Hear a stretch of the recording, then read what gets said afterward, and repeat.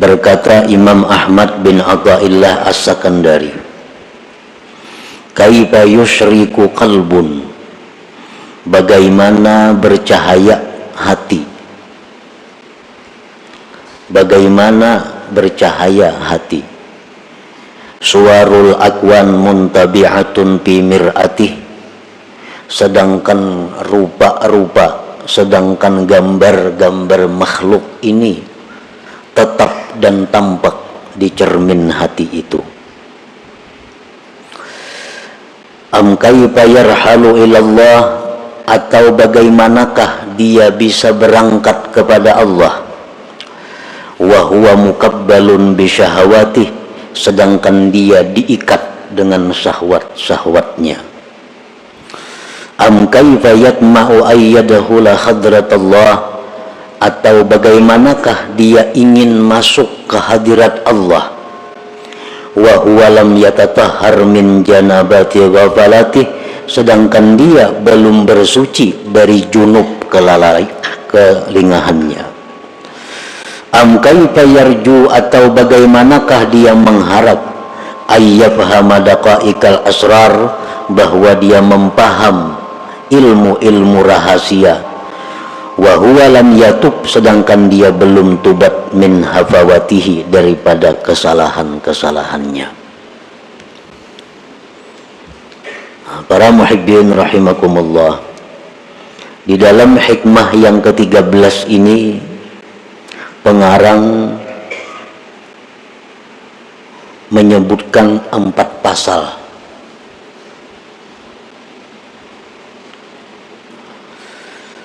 Kita bahas pasal-pasal tersebut satu persatu. Yang pertama pasalnya adalah kaifa yusyriku qalbun suwarul akwan muntabi'atun fi mir'atih.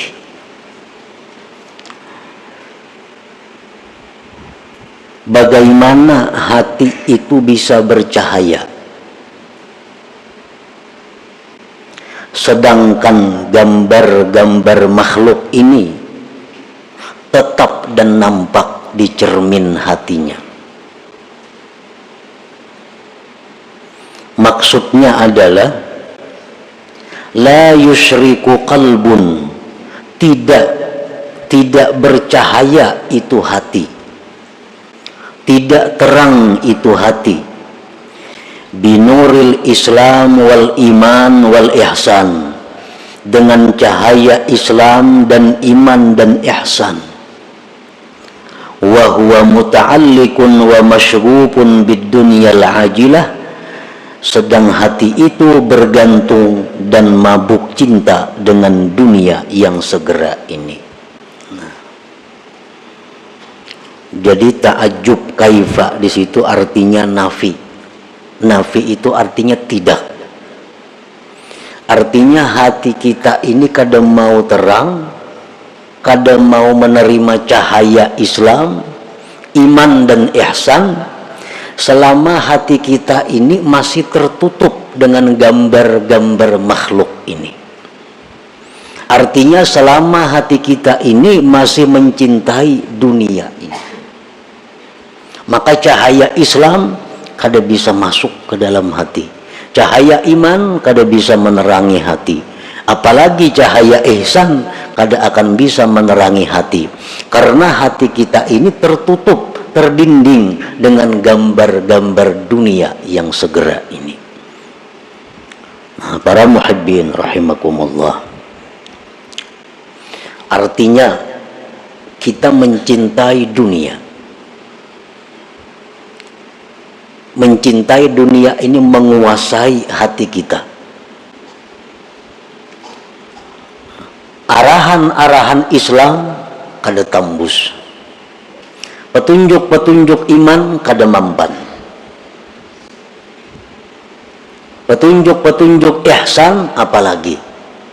Karena apa? Karena terdinding hati kita ini dengan banyaknya rancangan-rancangan, banyaknya ingatan, pikiran-pikiran yang bersangkutan dengan duniawi. Kita ambil contoh orang yang cinta dengan dunia. Karena kecintaannya kepada dunia ini sudah kadang memperdulikan lagi halal haram.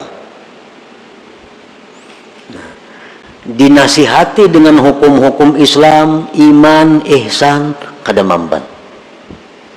Kenapa? Karena hatinya ini sudah dipenuhi oleh gambar-gambar duniawi. Kayak caramin. Nah, caramin itu tertutup, maka cahaya itu kada masuk, tertutup oleh satu dinding. Apa yang mendinding? Kecintaan kita kepada dunia yang segera ini. Nah, itu yang dimaksud dengan kaifa yusriku qalbun suwarul akwan muntabi'atun fi mir'atih. Tidak bisa hati itu terang, tidak bisa hati itu bercahaya dengan petunjuk Islam, iman, dan ihsan apabila hati kita ini mabuk cinta dengan duniawi. Menang kayak orang mencintai seseorang, dinasihatikan jangan lawan itu kada baik, sia-sia petunjuk kita ini. Ikan jangan lawan itu, para cari nang lain aja, kada usah lawan itu. Tuh orangnya kayak ini, 1000 nasihat kada mampan. Lawan itu tupang sudah ditujunya. Kenapa? Karena inya masgub, sudah mabuk cinta dengan itu. Nah, demikian halnya orang yang cinta kepada dunia lebih dahsyat daripada itu. Dia mengejar duniawi, petunjuk apapun yang diberikan kepadanya kada mampan. Singkar nang kaya pagi tarangnya kada kawa tambus, karena ketebalan dinding dunia yang mendinding hatinya daripada petunjuk itu. Nah, para muhibbin rahimakumullah, karena hatinya itu sudah mabuk cinta kepada dunia ini, sedangkan kecintaan kepada dunia itu merupakan sumber segala dosa, sumber segala kesalahan. Hubbud dunia ra'su kulli khati'ah. Nah, inilah yang menyebabkan hati itu berkarat betagar aja kita, karena kebanyakan dosa yang ditimbulkan akibat dia mencintai dunia yang melampau batas itu. Nah, para muhibbin rahimakumullah, Rasulullah sallallahu alaihi wasallam bersabda, innal quluba tasda'u kama yasda'ul hadid. Bahwasanya hati itu mau berkarat, hati itu mau betagar sebagaimana berkaratnya besi. Wa qala an-nabi sallallahu alaihi wasallam, innal 'abda idza akhta'a khati'ah nukitat fi qalbihi nuqtatun sauda fa in naza'a wastaghfara saqulat. Ujar Nabi kita, sesungguhnya hamba itu bila mana berbuat satu dosa, maka hatinya itu diberi satu titik hitam. Satu dosa, hatinya diberi satu titik hitam. 2 dosa, 2 titik hitam. 3 dosa, 3 titik hitam. Fa inna za'a wastaghfara, jika dia berhenti melakukan dosa dan dia minta ampun kepada Allah, sakulat, maka hati itu kembali bersinar, hati itu kembali terang, hati itu kembali bersih. Qala Nabi sallallahu alaihi wasallam, likulli syai'in masqalah wa masqalatul qulub zikrullah. Tiap-tiap sesuatu itu, ujar Nabi, ada alat yang membersihkan. Kayak ampalas itu alat untuk membersihkan, kayak sikat alat membersihkan. Wa masqalatul qulub, pembersih pengkilat hati, zikrullah, adalah zikir kepada Allah. Fal qalbus sadi la budda minat taubat wa kasrati zikir, maka hati yang berkarat, hati yang betagar itu tidak boleh tidak daripada tobat dan memperbanyak zikir kepada Allah subhanahu wa ta'ala. Nah, para muhibbin rahimakumullah, barangkali kita belum menyadari karena kita belum tahu tanda-tandanya. Barangkali kita belum sadar apakah kita ini termasuk orang yang hatinya itu dipenuhi dengan gambar-gambar dunia, atau hatinya itu orang yang hatinya itu diterangi oleh cahaya Islam, iman dan ihsan. Nah, kita periksa hati kita, kita kontrol diri kita, apakah hati kita ini bercahaya dengan cahaya Islam, iman dan ihsan, atau di hati kita ini hanya tampak gambar-gambar duniawi. Nah, para ulama pendahulu-pendahulu kita yang saleh, mereka menjelaskan tentang tanda, alamat orang-orang yang hatinya itu dipenuhi dengan duniawi. Alamat hati yang tidak bisa ditembus oleh cahaya Islam dan iman.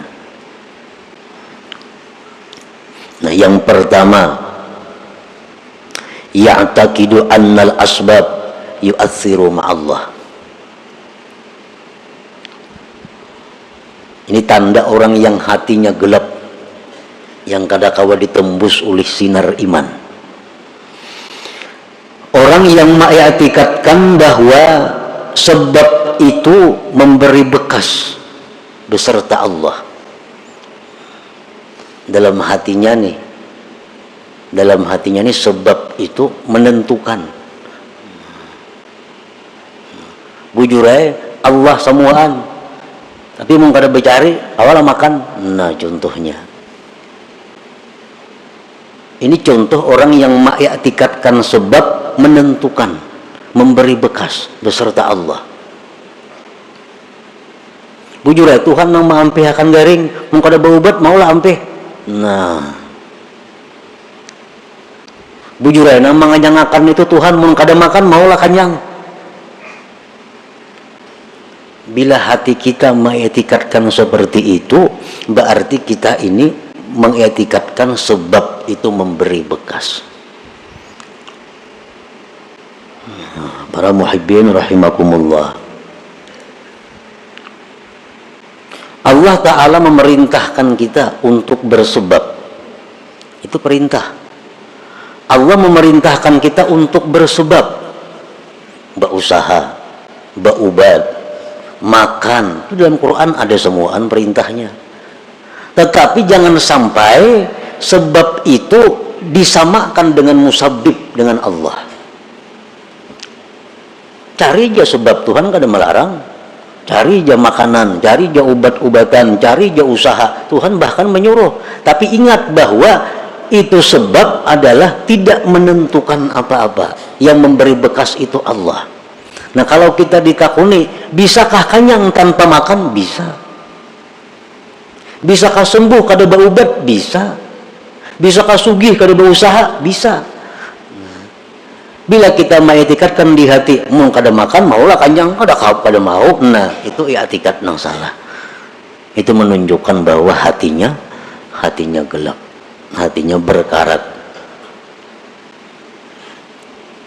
Jadi nang sebab kita i'tikadkan sebab, nang musabbib Allah i'tikadkan Allah.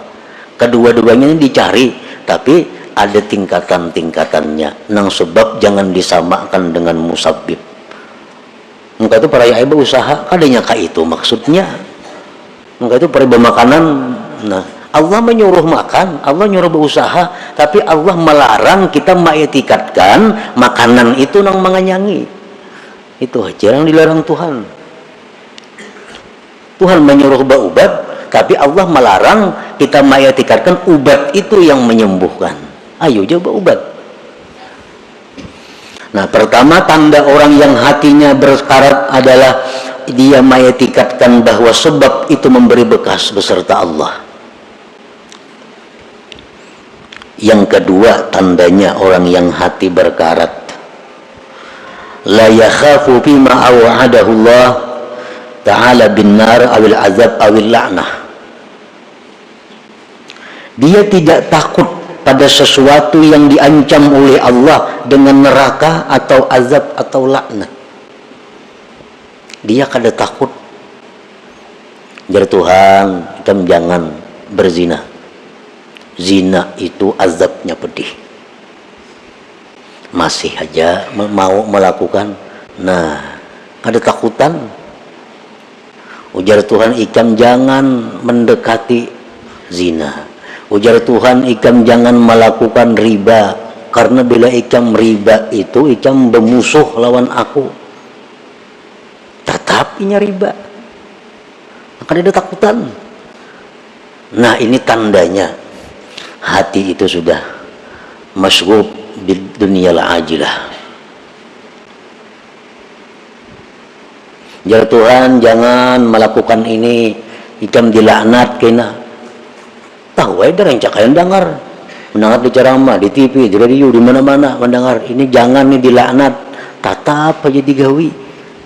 Nah, ini hatinya sudah kata kawan ditembus lagi oleh cahaya iman, Islam dan ihsan.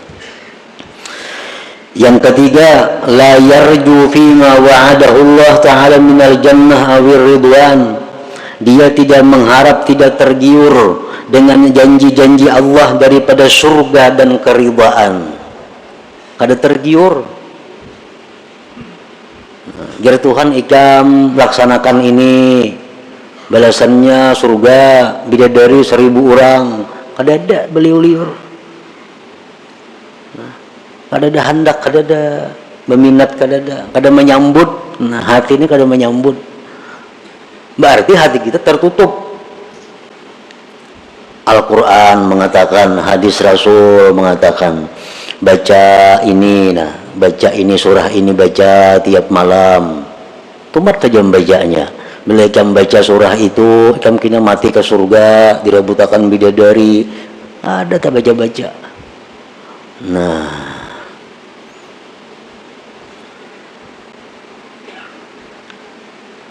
bilakah itu kita, berarti hati kita ini rusak.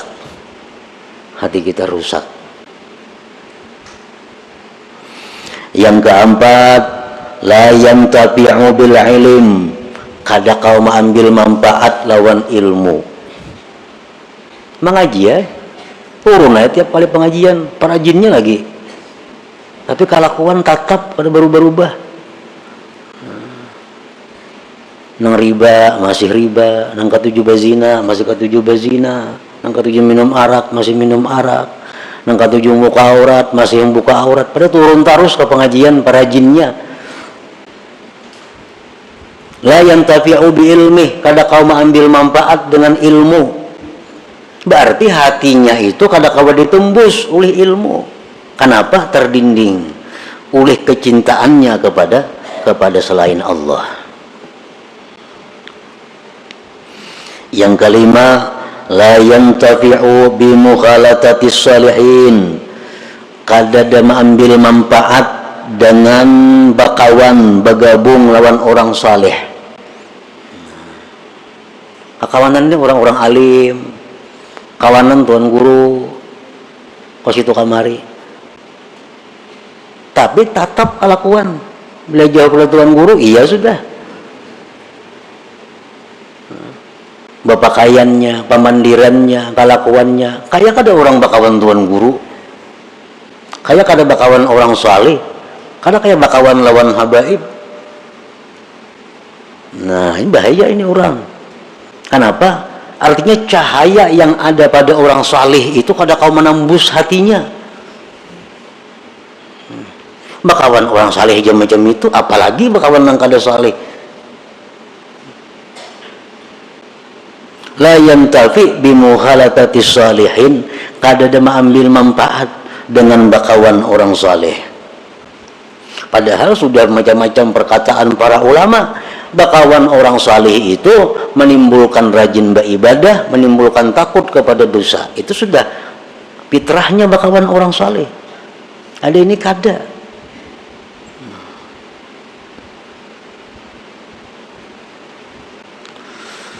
Yang keenam, tanda orang yang hatinya gelap gulita, la yabki bi dzikri maksiatil lati amilaha.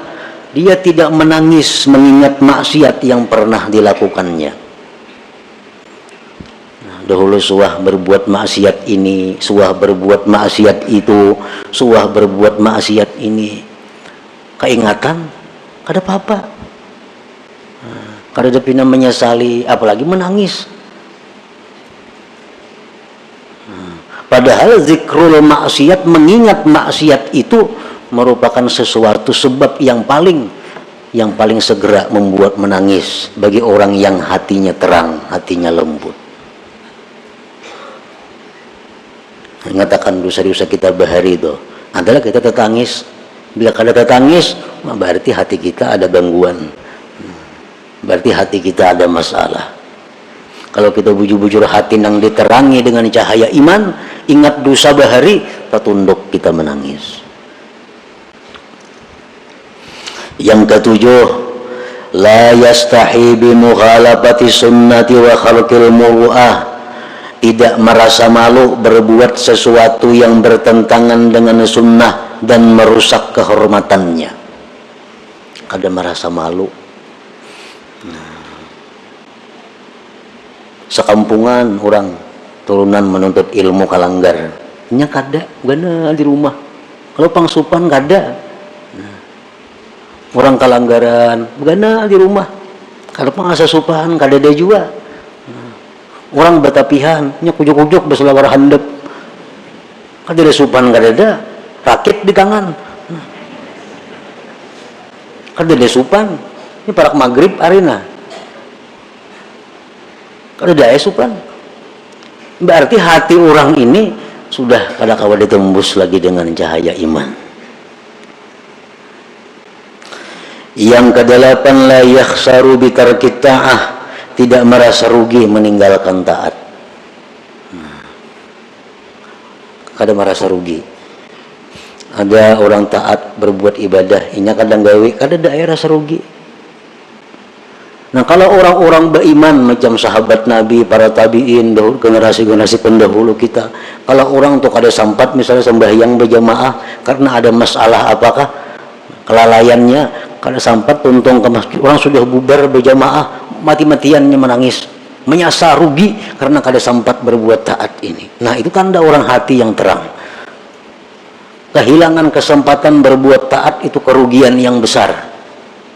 Bila kita kada merasa rugi, nah itu ada masalah. Hati kita ini ada kegelapannya. Yang kesembilan, la yajidu halawatat taat, dia kada merasakan manisnya taat. Nyata ibadah kada ada senyamannya. Ibadah tuh kada ada nikmatnya. Orang nang gelap hati itu jelas sudah ibadahnya kada nyaman. Ngapa aja nak lakas tuntung, membaca yasin nak lakas tuntung, membaca Quran apa nak lakas tuntung, umpat pengajian nak lakas tuntung, kada nyaman. La yajidu halawatat ta'ah, dia kadang menemui manisnya taat. Padahal taat itu mestinya manis, mestinya nikmat bagi orang yang hatinya terang. Yang ke-10, la yahtam bima asabal muslimin minal bala wal mihan, dia tidak prihatin terhadap bala musibah yang menimpa kaum muslimin. Orang kena musibah hanya biasa-biasa, cuek. Orang kena bala, padahal mestinya begitu kita mendengar ada orang Islam kena bala, minimal kita mendoakan bahwa dia dapat keringanan, dapat kemudahan, ketabahan dari Allah. Itu paling kada itu. Nah, para muhibbin rahimakumullah, berapa macam di antara 10 tadi yang ada pada diri kita. Bila komplit berarti buta hati ngarannya. Bila ke-10-nya itu ada.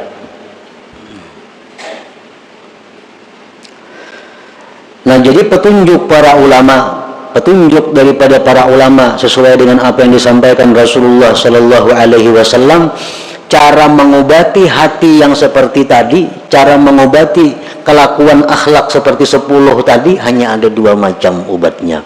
Pertama, tobat kepada Allah. Yang kedua, banyak zikir. Tobat itu membersihkan. Membersih tobat. Mahimbalas itu tobat. Nah, zikir itu mencilangi, mengkilatkan. Apa tadi ujar Nabi, likulli syai'in masqalah wa masqalatul qulub zikrullah. Tiap-tiap sesuatu itu ada pengkilatnya. ada berasuknya. Wa masqalatul qulub, pengkilat hati, zikrullah. Itu obatnya. Jadi bila 10 perkara itu ada pada diri kita, kita hendak selamat, kita hendak baik, tobat kepada Allah, banyak zikir.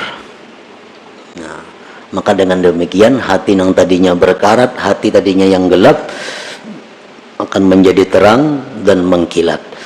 Nah, itulah salah satu bagian yang dimaksud daripada hikmah yang ke-13 ini. Kaifa yusriku qalbun suwarul akwan muntabi'atun fi mir'atih.